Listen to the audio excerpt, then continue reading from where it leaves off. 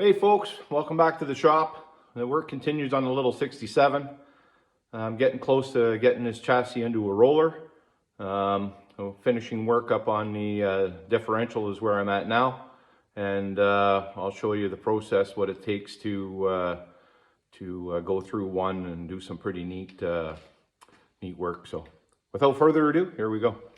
So we start taking apart the differential, and we take the cover off.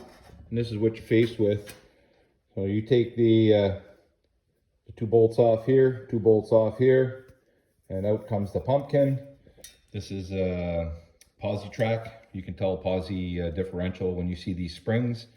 And there's also a clip on the other side that holds the spider gears together from being able to move on their own. And it ties everything together.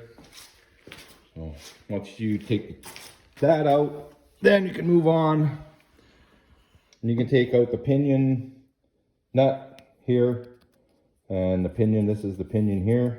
You can pop that out, and then you have access to the case, and you can start rebuilding it from there. Well, I'd say that's taken apart. There's not much left in there, just a bearing race in there, and that'll be this housing.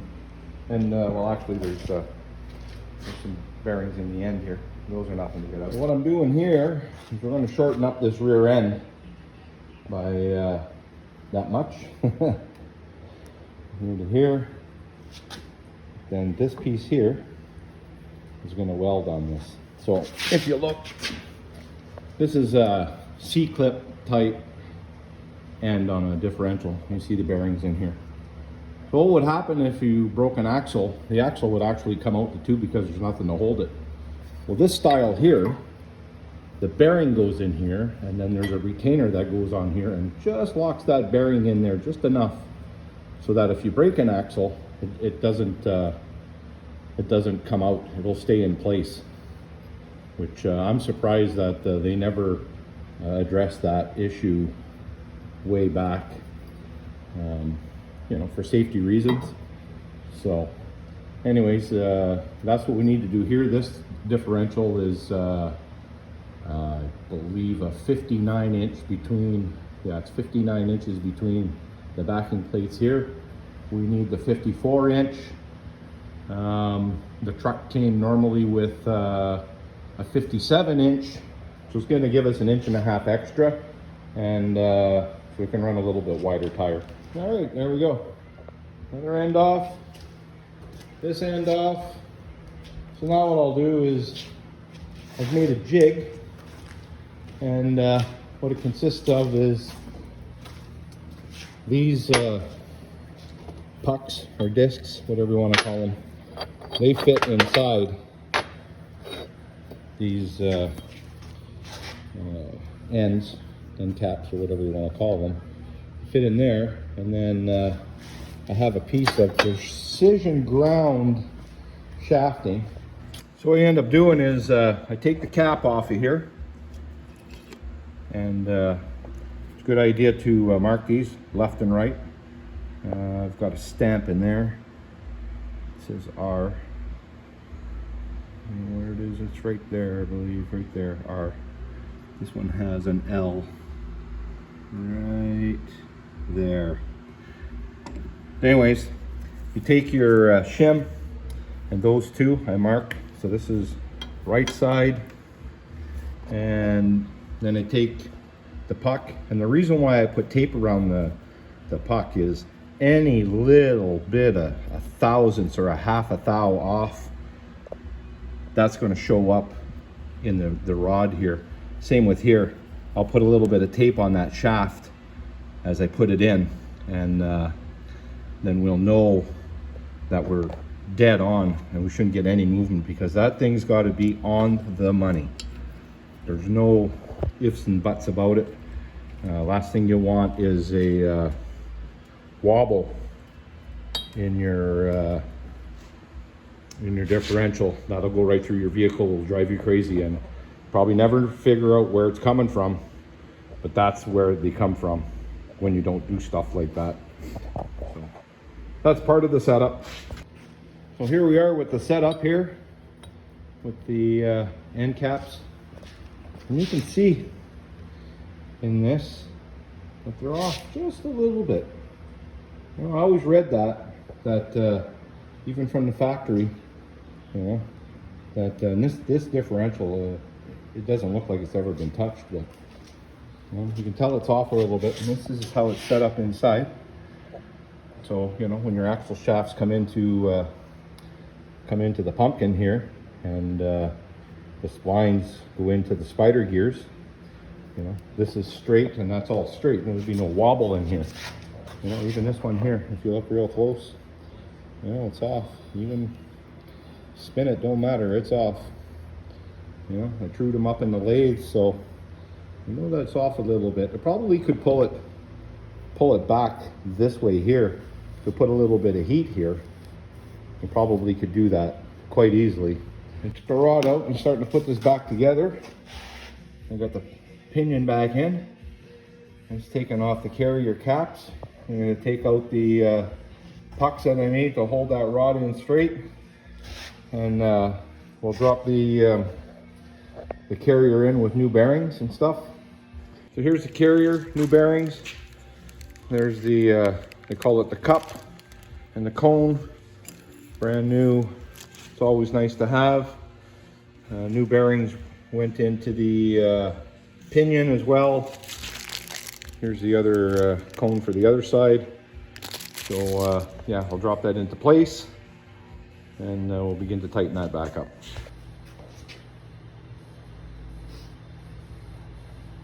So I'm going to put the carrier in here, in the case, and they're not light little units, they're relatively heavy. So anyways, we drop this in here.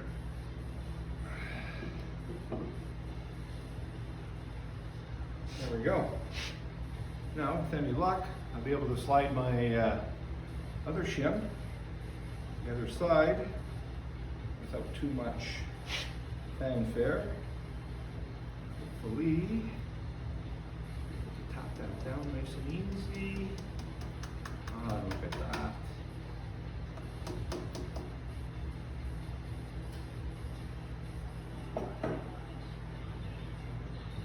Down in there. Nice, nice.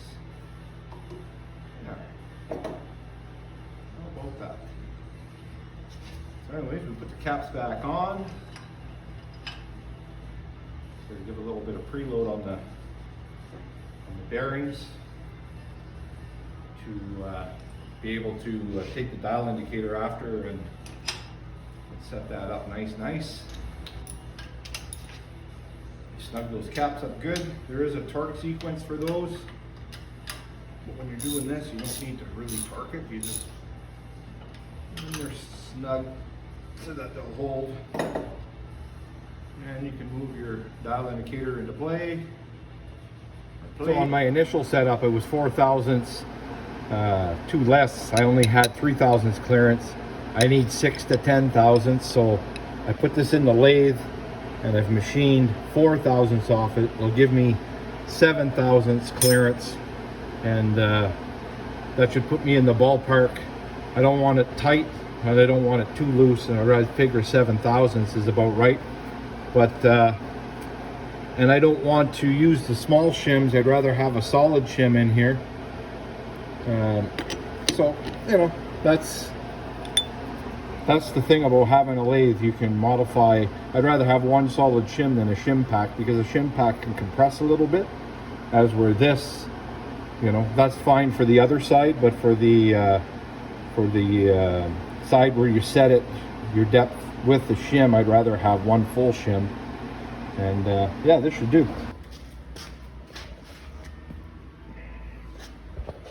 So we have that dial indicator.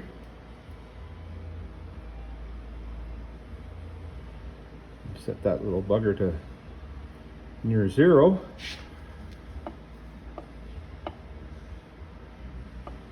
And move it back and forth. So here's what the differential looks like all put together.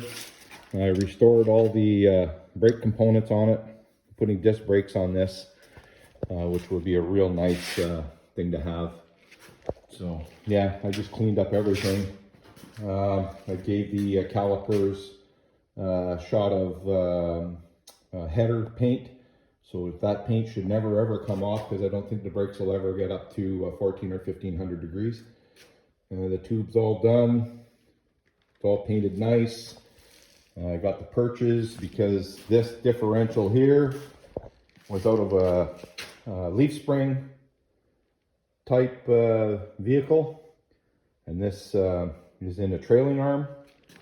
So I had to make these perches here for it to sit on the trailing arms, and they're angled at about 15 degrees, 15 or 20, I can't remember exactly, but anyways, I made those back a little ways. So actually that's a pretty sharp looking unit. That will be nice to set in that chassis, and yeah, I'm quite pleased.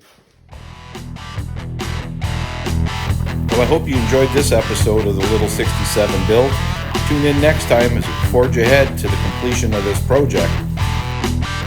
Thanks for watching. Subscribe if you want to.